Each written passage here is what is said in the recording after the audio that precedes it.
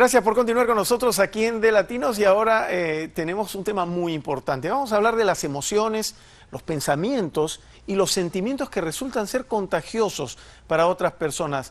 Para eso estamos haciendo contacto vía Skype desde Tepic, Nayarit, en México, con la psicóloga Sandra Velarde. Sandra, ¿cómo estás? Hola, muchas gracias, muy bien. Gracias nuevamente por estar con nosotros aquí en De Latinos. Bueno, la primera pregunta es, siempre hay una persona que está en una situación negativa y afecta al entorno. ¿Por qué ocurre esto?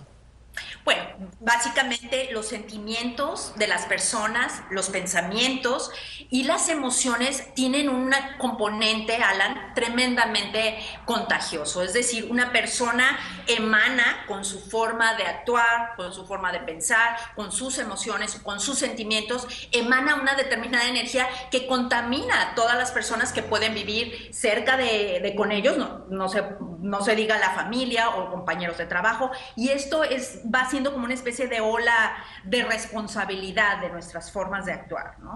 Quiere decir que nosotros mismos debemos de cuidar lo que sale de nuestra boca, las conductas que tenemos, los gestos para con otros, para vivir en armonía también, ¿cierto? Y en salud psicológica. Absolutamente. Sin embargo, es bien importante porque alguien podría decir, claro, pero suena muy difícil o ¿cómo podría yo hacer esto? Tenemos que entender que las emociones son una parte muy visceral del ser humano, tiene que ver mucho con la intensidad, con lo totalitario que se siente en ese momento. O sea, la persona que tiene una emoción lo tiene muy a nivel del cuerpo, ¿no? Es así como la rabia, la desesperación. Sin embargo, los sentimientos es algo más suave, pero más perdurable. Las emociones no son tan perdurables.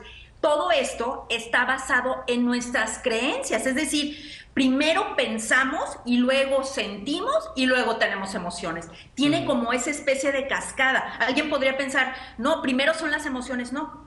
Todo está generado primero por un pensamiento o una creencia y de ahí se viene todo lo demás. Es ahí la forma en que nosotros podemos cuidar. Primero, lo que tenemos que cuidar son nuestros pensamientos, fíjate.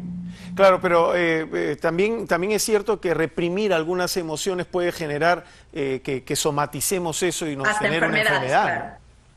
Así es. Yo sí considero que una persona puede aprender, Alan, a entender y a comprender la naturaleza de sus creencias.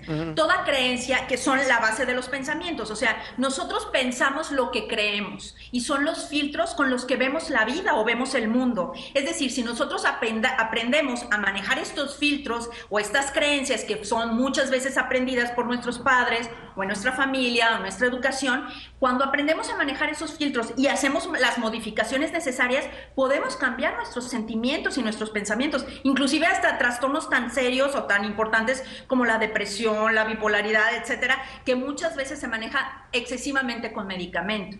Ahora, Sandra, rápidamente, ¿cómo podemos nosotros prevenir? Siempre hay alguien en la familia o en el grupo de trabajo que es negativo, el negativo del grupo, el que siempre dice cosas negativas. ¿Cómo podemos nosotros parar eso? El mal humor, Allen, por ejemplo, el mal humor es tan solo que alguien puede decir, ay, es que yo no soy negativo, pero una persona malhumorada, que es algo muy sencillo y que se frustra fácilmente con las cosas y que a lo mejor yo me estoy viendo influenciada o impactada por su mal humor. Yo decía en uno de mis grupos de terapia que doy, decía, no hay nada peor que vivir junto o cercano a una persona que es malhumorada porque nos vemos todo el tiempo con ese golpeteo de esa vibración. Algo que creo muy importante es hacérselo ver a la persona, decirle que la principal afectada es la misma persona, que está viviendo y somatizando todas estas cuestiones, porque imagínate su hígado, imagínate su corazón, todo su organismo se ve impactado. Entonces, hacérselo ver a la persona y en caso definitivo y en caso muy fuerte, pues hasta retirarse. Muy bien, Sandra Velarde, muchísimas gracias por estar con nosotros una vez más aquí en De Latinos. Gracias. Paso con Gaby, que tiene más información. Gaby, adelante. Qué interesante entrevista. Por eso cuando yo estoy de mal humor agarro una galleta, me la como y así pienso cosas bonitas.